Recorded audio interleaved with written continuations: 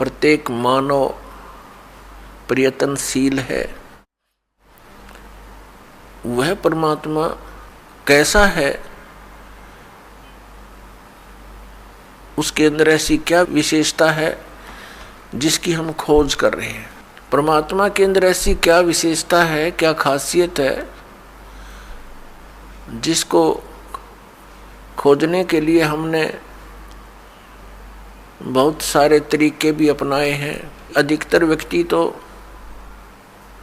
सांसारिक सुविधाओं को बटोरने में ही सारा जीवन लगे रहते हैं, उन्हीं को उत्तम मानकर चिपके हैं। और कुछ एक पुण्यात्माओं ने राज तक को त्याग दिया। राजा को सर्व भौतिक सुविधाएं उपलब्ध होती हैं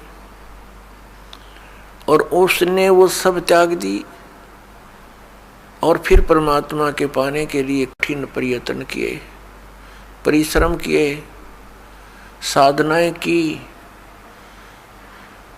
रूखा सूखा भोजन खा करके परमात्मा के पाने के लिए वो प्रयत्नशील रहे। एक समय एक सिमली नाम की लड़की थी और वो किसी गुरु से उपदेशी थी, आस्था भगवान में गणी थी। और प्रारंभ से ही ये ऐसा रहा है कि जगत और भगत का आपस में मतभेद बना रहा और जिस कारण से भक्तों को बहुत कठिन यातनाएं सहन करनी पड़ी। संसार की रीतियां, सांसारिक जो परंपराएं हैं, वो यहाँ इस काल के जाल में रहने के लिए व्यवस्थित है, एक व्यवस्था है। और जो लोग परमात्मा से परिचित नहीं है वो इन्हीं में व्यवस्थित है। उस लड़की की बहुत आस्था थी। नगर के बाहर एक साधु का आश्रम था। वो लड़की उस महात्मा को आहार करा के आती थी, उनकी सेवा भी करती थी और शाम के समय अपने घर आ जाती थी। कुल के लोगों ने, परिजनों ने बहुत कुछ प्रतिबंध लगाए लेकिन लड़की नहीं मानी। उस सिमली का एक भाई था, मंसूर नाम था उसका। उसको अन्य व्यक्तियों ने कहा कि आपकी बहन शाम के समय और गैर टाइम को वक्त जाती है संत के आश्रम में। देख ले भाई, इज्जत का सवाल है और पूरे नगर में चर्चा चलती है अपनी बहन को बनाकर। अब मंसूर ने सोचा भी पहले ये देख तो लूं वास्तव में वहां उस आश्रम में ऐसा क्या है। इस दृष्टिकोण से जब उसकी बहन शाम के समय प्रतिदिन जाती थी साधु का भोजन लेकर, जिस दिन घरवाले भोजन नहीं देते थे तो वैसे जाती थी, उनकी सेवा कराती थी, कोई कपड़े धोआती थी, कुछ देर उनकी चरण दबा देती थी। अब मंसूर ने, भाई ने सोचा कि सीधा संत से बोलना अच्छा नहीं होता।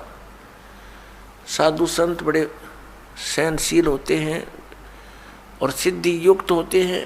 अपराध के विषय में कुछ उठपटांग कहना हानिकारक हो सकता है। उसने क्या किया कि आश्रम के बाहर खड़ा हो गया और जैसी भी कच्ची पक्की कोई द्वार थी उसके अंदर कोई सुराख था। उस सुराख से वो देखने लगा। छोटा सा आश्रम था, को 100 गज का होगा, गणित करना 150 गज का, और उसमें एक झोंपड़ी डली हुई थी। संत जी बाहर बैठे थे, गर्मियों के दिन थे, चंद्रमा की रोशनी थी। तो उसने देखा कि लड़की ने जाके भोजन कराया महात्मा को, फिर बर्तन साफ किए, 1-2 कपड़ा धोआ, फिर महाराज जी के चरणों को दबाने लगी, सेवा करने लगी। तो क्या हुआ कि ऐसे उस महात्मा ने हाथ किया, आकाश से एक अमृत का प्याला आया। संत ने पिया, आधा उस बेटी को दिया। संत ने कहा कि बेटी, इसमें से थोड़ा सा एक नालायक व्यक्ति खड़ा है, उसके भी मार देख छींट, इस सुराख के अंदर से जा और उसके भी लगा दे, थोड़ी सी कल्याण हो जा। एक नालायक व्यक्ति खड़ा है। अब उसने जाकर के, लड़की ने आदेश पालन करना था, उस सुराख में से ऐसे कर दिया। उसने देखा कौन है, कैसे है, तो उसके भी जीभ पर वो थोड़ा सा अमृत की छींट लगी। एकदम उसके हृदय में एक विशेष प्रेरणा हुई कि मैं बहुत पापी हूं, मैं नीच हूं, और ऐसे पाक साफ महापुरुष के विषय में मेरे मन में दोष आया। रोता हुआ आश्रम के अंदर प्रवेश हुआ और कहा, महाराज मुझ पापी का भी उद्धार हो सकता है। मैंने आपके बारे में बहुत गलत सोचा। उस संत ने कहा, बेटा जब तक बोध नहीं होता, ज्ञान नहीं होता, तब तक प्राणी के ऐसे अपराध अक्षमा करने योग्य होते हैं। और बेटा कोई जानबूझ कर करोगे, दीक्षा उपदेश लेने के बाद आपके मन में ऐसा संत के गुरु के प्रति दोष आता है, तो फिर आप पाप के भागी भारी बन जाओगे।